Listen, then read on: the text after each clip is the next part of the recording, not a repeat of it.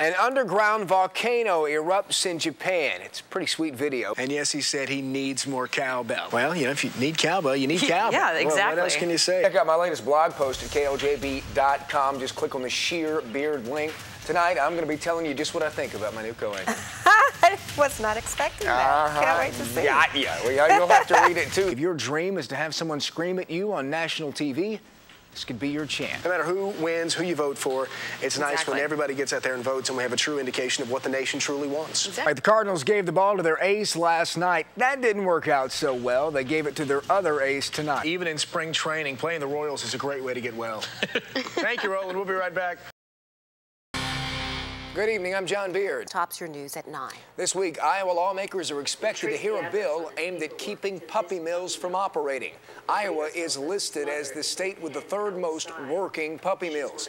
A puppy mill is generally defined as a commercial breeding operation which puts profits ahead of the well-being of their animals. These breeders often house hundreds of dogs in small areas, many of which never get proper care. First on Fox Tonight, Kurt Liskey has more.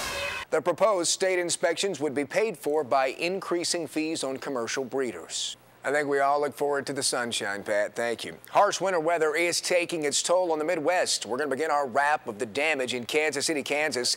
At least 24 vehicles caught in a massive pileup on an overpass. No word yet on what set off the chain of crashes. So far, there are no reports of any serious injuries or deaths. I-70 West was closed for hours while crews cleaned up this mess. A smaller pileup in Nebraska, but this one is deadly. Police say blowing snow led to the crash. One person was killed, 15 vehicles were involved. And the blowing snow is also making driving difficult in Iowa. Visibility is low in many parts of that state. Winds up to 21 miles per hour are driving the snow across interstates. Officials say this caused problems all day across the state. And heavy snow crushes a roof in Iowa. It caved at a Des Moines cold storage facility early this morning. The collapse broke a water pipe, which ended up flooding the building. Luckily, no one was hurt. And can you imagine the mess?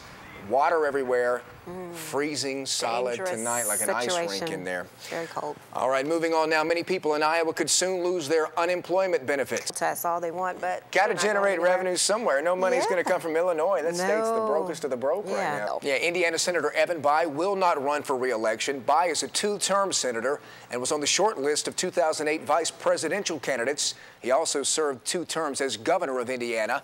Bayh says he is more of an executive at heart. The Democrat also says he no longer enjoys serving in Congress. Follows 2 other high-profile Democrats who recently decided not to seek re-election, Connecticut Senator Chris Dodd and North Dakota Senator Byron Dorgan. Overseas now, a collision in Belgium, a car bombing in Somalia, and a citrus scuffle in Italy. Fox's Shepard Smith takes you around the world in 80 seconds. What can I say? I'm old and over the hill. I never go out anymore. Pat, let's talk about the weather. You said sunshine's coming, right? Yeah, it's 31, almost above freezing. Yeah, but you still have single digits. It'll still be nice. Yeah. Still much more to come on the news at 9. The St. Ambrose women playing at home tonight. Roland has more on that next in sports. We have no problem with cold and snow. They could have had it anywhere on the East Coast. Anywhere. No problem. All right. Thank you, Roland. A final look at the forecast up next. And one man makes sure he will be well defended against any snowball attack this winter. Stay tuned to the Fox 18 9 o'clock news. Herman is banking on the snow not melting anytime soon. I don't know if it's going to reach 31 in the Quad Cities this week. I got a feeling in Kirksville it's going to be a little bit warmer than that. You may have some melting of the cast. It won't melt all of it. He's a college freshman, Roland. Yeah, cut him some slack. All right, final look at the weather. Class. A little bitter for a Monday, Roland. Come back tomorrow. We're out of time. Have a good night. All right, I'm John Beard. Thank you for joining us tonight. The polls closed about 2 hours ago, and we have results coming in now. The primary elections top your news tonight at 9. First on Fox, we will begin with the race for governor in the state of Illinois. In the Democratic primary, nearly 50% of precincts reporting current Governor Pat Quinn holds on to a narrow lead over challenger Dan Hines, as you can see. On the Republican side, several candidates, I believe 7 candidates we have in this race. So right now, looks like Kirk Dillard is the Second to top vote getter with 19% of the vote. Again, 48% of precincts reporting. Andy McKenna is the top vote getter right now, 21% of the vote. Moving on now to the race for lieutenant governor in Illinois. Taking a look at the Democrats running, same, 48% of precincts reporting, and right now, Art Turner and Scott Cohen are your leaders, both at nearly 25% of the vote. To the Republican side now, again, almost 50% of precincts reporting, and Jason Plummer and Matt Murphy are the two top vote getters right now. To the race for Rock Island County Sheriff among the Democrats, Jeff Boyd is your top vote getter right now, again with 73% of precincts reporting. No Republican running, so the winner of this race will be the de facto winner. Today's primary marked the first time Illinois has enforced a new election law aimed at undervoting on statewide elections. Under the law, election equipment will not accept a ballot if a vote has not been cast in all statewide elections. Fox 18's Kurt Liskey has more on this new law. Silva's police arrest a man on sex assault and attempted murder charges. 53-year-old Joe Brown is in custody. It happened around 6:30 this morning at an apartment on the 1800 block of 10th Avenue A. Police say Brown was with a 20-year-old woman and her 4-year-old child. They are still investigating. Well, we told you last night about President Barack Obama's record budget proposal, $3.8 trillion for the next fiscal year. Still much more to come on your news at 9. Plus, will the recession hurt romance this Valentine's Day? The cost of love this year. Can you put a price on it?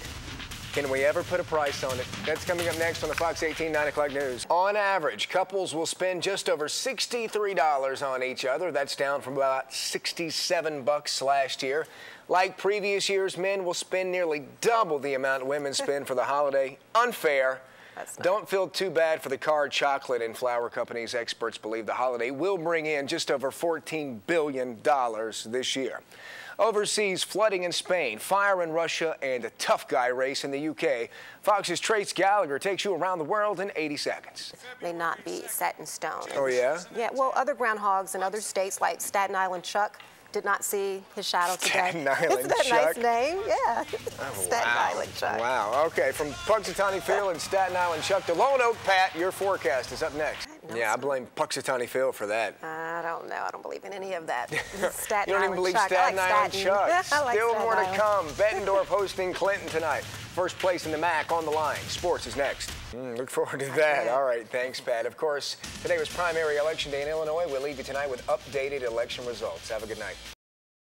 The first blast of winter doesn't have to mean an end to all things summer. On the contrary, I learned last night some people actually prefer one summertime treat when the temps tumble. This bank thermometer read 11 degrees. With the wind, it felt like 0. But in this wind-whipped winter desert, a glowing neon sign offered an unlikely oasis. I'm still surprised to the day when I come to work all bundled up and people are lined up to get ice cream. But on one of the coldest nights of the season so far, the question is, why? Why not? Just felt like the right thing to do. We were hanging around the house watching a couple Christmas specials, and I got a craving for some holiday flavored ice cream, so we decided to come here and check out what they had. The Whiteys on 53rd Street in Davenport told us a few hundred customers walked through this door yesterday, a day when more sane people would be enjoying hot chocolate or a nice cup of tea. It might have been a better choice. Along with pants, maybe. But Quad Cityans are hardy folk who enjoy an ice-cold treat even on the iciest of nights. I've never experienced too cold for ice cream. It tastes better in the summer, but it tastes good now too. So eat up, because when the rest of your body is freezing, you might as well induce brain freeze as well. July is the top month for ice cream sales in the U.S., just in case you were wondering.